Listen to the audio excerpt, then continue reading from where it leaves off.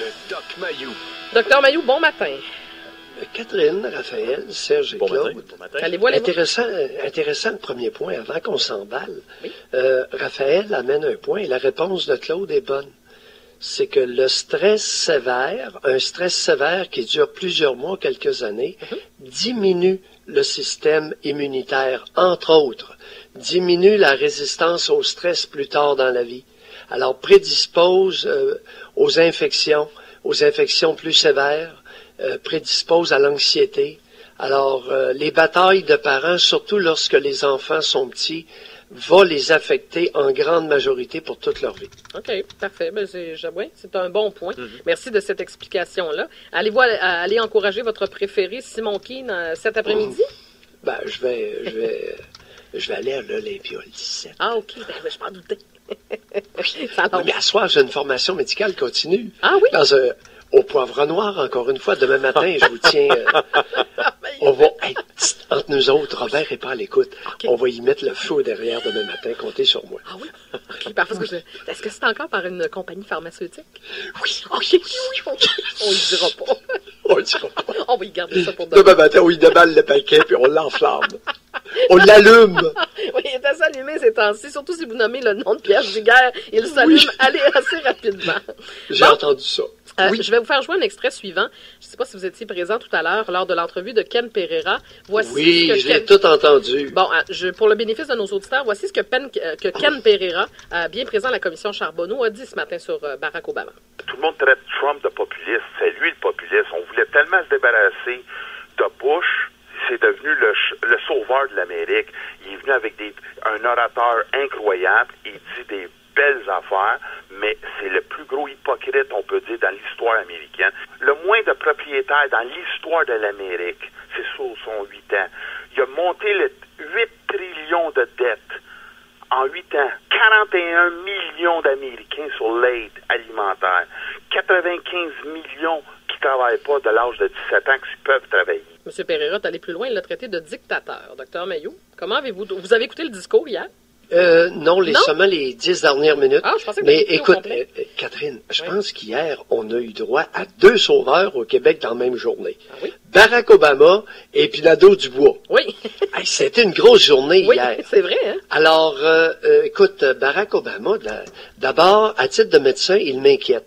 C'est un type qui n'a que 53 ans, qui paraît plus vieux que son âge et qui est d'une maigreur inquiétante. Il flotte littéralement dans ses vêtements, dans son habit. Et faire une petite blague, on aurait dû le présenter à Ève Salvaille. Les deux ensemble, là, susciteraient la pitié. Ah, bon, c'est un peu fort. Là. Mettons que comparativement à Ève Salvaille, je pense qu'il est en meilleure santé. Mais c'est vrai qu'il a pris un coup de vieux, par exemple. Ça, je suis d'accord avec vous. Il a beaucoup vieilli. Il est vraiment maigre. Oui, c'est pas un homme qui est très en chair, mettons. On peut pas dire ça. Oui, mais là, il y a en tout cas, toujours est-il que, sur le plan du contenu, alors ça peut expliquer le manque d'énergie. Tu comprends? Tu dis oui, mais comment ça se fait qu'il y avait aussi peu de lustre? Le type est fatigué. Mais il a l'air j'ignore fatigué. Pourquoi. Moi, je le soupçonne d'avoir possiblement une maladie qui le couvre. Ah oui? Parce que, il n'est pas en forme, il n'était pas énergique.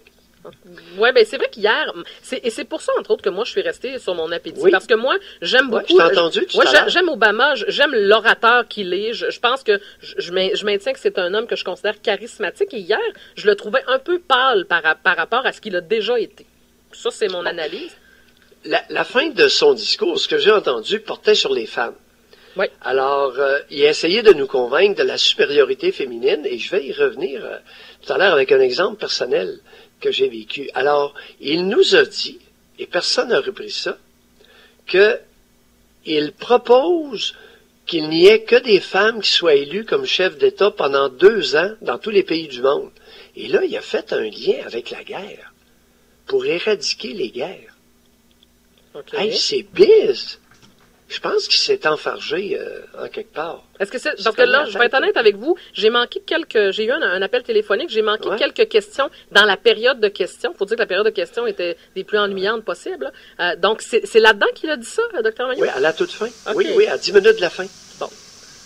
Et je suis d'accord avec toi, avec l'histoire de Sophie Brochu, mais qu'est-ce que cette femme-là faisait là? J'ai aucune idée, docteur. PDG de Gaz Métro. Il a terminé avec... Et puis là, Sophie Brochu a été assez spéciale. Elle lui a dit, il y a une femme en vous. Ben, il dit oui, il dit à ma mère. Et puis il y a Michel qui me ramène à coups de fouette lorsque je m'égare. Oui, j'ai pensé à vous à ce moment-là. Mais tombé sur la tête, le gars. J'ai fait ça monter. Mais quel maudit insignifiant. Il n'est pas seulement hypocrite, il est insignifiant. Sans signification. Toujours est-il que on peut résumer son discours, flagornerie et aplat-ventrisme. Alors, flagornerie, c'est une flatterie servile et excessive destinée à s'attirer les bonnes grâces de quelqu'un ou d'un groupe. Mais là, vous parlez de lui, là. Vous parlez de... Oui. Ouais. Ben, remarquez que Dr Mailloux, ça aurait été surprenant qu'il s'amène à Montréal, qu'il fasse un discours très controversé. Il fallait pas s'attendre à ça. Moi, ce qui me dérange, et encore hier, c'est l'aplat-ventrisme de tous les journalistes et de tout le monde. Hier, j'essayais de trouver... Tu sais, des fois, c'est le fun d'avoir quelqu'un qui est objectif, qui dit, bon, voici l'analyse de son discours, et j'ai pas lu beaucoup le fait que hier, c'était loin d'être son meilleur discours.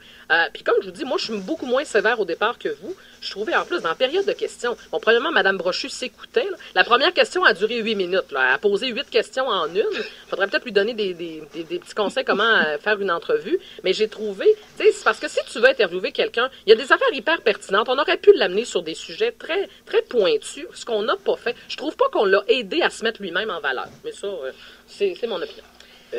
Catherine, j'aimerais 2 autres points que j'aimerais aborder. Oui. Hier, j'ai eu une surprise et j'aimerais vous en informer. Allez-y. J'ai reçu par la poste ma revue mensuelle qu'on envoie à tous les médecins spécialistes du Québec. Alors moi, je suis médecin psychiatre, oui. Je fais partie de la Fédération des médecins spécialistes. Je reçois la revue. Quelle ne fut pas ma surprise de constater qu'il y a 13 articles dans la revue et il y a 4 articles écrits par des hommes. 10 femmes ont écrit les 9 autres. OK. Et est-ce que c'est... On est rendu là. Est-ce que c'est monnaie courante dans cette revue-là, Dr Mailloux? Non. On est rendu là. On est rendu là. Et je fais le lien avec l'histoire d'Obama qui vantait la supériorité des femmes. Ça m'a rappelé un très mauvais souvenir, Catherine. Et j'en ai déjà parlé en ondes. Je ne sais pas si c'est à toi. En 1972-73, pendant mon cours de médecine, à plusieurs reprises, on nous a radoté le propos à l'effet que il fallait augmenter le nombre de femmes en médecine pour humaniser la médecine. Mm-hmm. On était là, 200 quelques dans un auditoire, majoritairement des jeunes hommes, et on nous a répété ça à plusieurs reprises. C'était très habile, je sais pas. Oui. Alors là, j'entends ça hier de Barack Obama, ça me rappelle ce souvenir-là. Dans la même journée, ça a été beaucoup, et je reçois ma revue, 4 hommes, 10 femmes, chez les auteurs de la revue Le Spécialiste, Fédération des médecins. C'est la revue, le numéro de juin 2017. Mais le résultat... Oui, allez-y. Non, complétez, oui. Non. J'allais changer de sujet. OK, non, mais en fait, je me demandais la question suivante. Est-ce que dans certains cas, est-ce qu'on a humanisé certains domaines, certains créneaux d'activité parce qu'il y a davantage de femmes? Est-ce que les femmes ont ce côté-là plus humaniste que les hommes? Ou c'est encore là, bon, nous les femmes, vous allez me dire, probablement. On n'est pas un groupe homogène. Voilà. OK, bon, je me suis répondu. Voilà, merci, docteur. Et un point qui me touche beaucoup. Oui. Catherine, il y a une histoire qui se passe à Saint-Jérôme et j'y ai déjà fait allusion à quelques reprises discrètement, parce que, pour ne pas être accusé d'exagérer ou d'inventer des histoires, parce qu'on me soupçonne à l'occasion de faire du boogingo. Et voilà-tu pas qu'il y a l'histoire à la page 20 du Journal de Montréal. Jacques Beauchemin. Oui. Ça me crève le cœur ce matin. Juste replacer en contexte, Dr Mailloux, c'est un homme qui a été tué dans une collision frontale, et c'était provoqué par une jeune conductrice. Oui. À 1h45, à 2h moins quart du matin, le gars, il a 50 ans, dans le coin de Saint-Jérôme. Il est camelot, il s'en va livrer des journaux. Il travaille de nuit. C'est un type qui a à cœur de travailler. Et v'là-tu pas qu'il y a une femme, une conductrice de 18 ans, Brenda Bélanger-Pelletier, qui dévie de sa voie volontairement et qui frappe l'auto de Jacques Beauchemin, qui est décédé sur le coup. Ouais. Les deux femmes dans l'autre auto, ni l'une ni l'autre n'est morte. Non, c'est ça. Et Brenda Bélanger-Pelletier a plaidé coupable. Oui, parce que c'est un pacte de suicide. Les deux Elle a jeunes plaidé femmes. coupable et a écopé de 4 ans de pénitencier. Cette femme-là mérite la peine de mort. Elle ne mérite plus de vivre. Oui. Pour en débattre, ouais. Remarquez que si vous dites ça de elle, ce serait probablement le cas de certains autres. Du fait que c'est un pacte de suicide et qu'elle ait causé la mort de quelqu'un en déviant de sa route, je vais être obligé de vous dire, Dr Mailloux, je suis pas loin d'être d'accord avec vous. C'est difficile de parler de ce sujet-là, de la peine de mort, mais dans un comportement comme celui-là, en tout cas, une chose est sûre, cette femme-là devrait être emprisonnée pendant fort longtemps. 4 ans. 4 ans. Dans Puis elle va un sortir an, un an et demi, elle va être C'est ça. libérée. Exactement. Catherine, j'ai honte de ma race. Deuxièmement, j'ai déjà mentionné que je soupçonnais le tiers des collisions frontales au Québec d'être des tentatives de suicide. Oui. On n'a pas les chiffres concrets, mais je pense que vous avez raison. On n'en l'a pas, puis on ne pourra pas l'avoir. Non. Mais là, on en a un exemple Oui. criant, assuré. Oui. Il y a eu une enquête des reconstitutionnistes et c'est évident, l'auto qui a foncé dans l'autre, qui a dévié de sa trajectoire, qui s'est jeté devant l'auto de Jacques Beauchemin, les roues d'en avant sont demeurées dans la position qu'avait donnée la conductrice. Oui, puis il n'y a pas de trace de freinage. Il n'y a aucune trace de freinage, alors c'est facile à voir. Deuxièmement, elle a plaidé coupable au geste volontaire. Oui, exactement. Donc, Est-ce qu'une personne comme ça mérite de vivre? Ben, visiblement, une femme qui ne devait pas bien aller. Mais la question se pose. Est-ce que c'est un meurtre, Dr Mailloux, rendu là? Hein? Non, mais c'est parce que C'est on peut un meurtre. Ouais, mais ce que je veux dire, c'est qu'on peut poignarder quelqu'un. On peut d'emblée dire, OK, je m'en vais tuer cette personne-là. Là, il ne savait juste pas qui ils allaient tuer. Mais en déviant de sa route, ben, il savait très bien ce qu'elle faisait, probablement. Ouais, il s'en allait tuer quelqu'un, ben oui. Très inquiétant. Dr Mailloux, on se reparle à 9h pour la commission PM? Oui. Avec Robert, puis on se garde. Dites-le pas, là, vous allez souper ce soir, on va lui garder ça pour. OK. On est peu écouté à cette heure. À tantôt, Dr Mailloux. Demain, on le surprend avec ça.